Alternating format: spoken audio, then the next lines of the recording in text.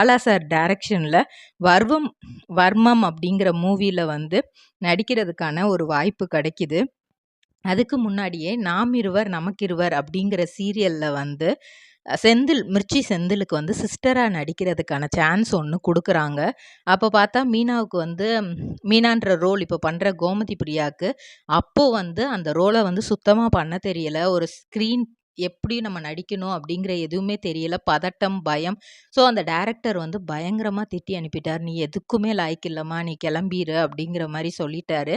அதுக்கப்புறம் தான் வந்து இந்த வர்மம் மூவில வந்து இவங்களுக்கு சான்ஸ் கிடைக்குது. ஆனா, அந்த மூவியுமே அடுத்து டேக் ஆஃப் ஆகல.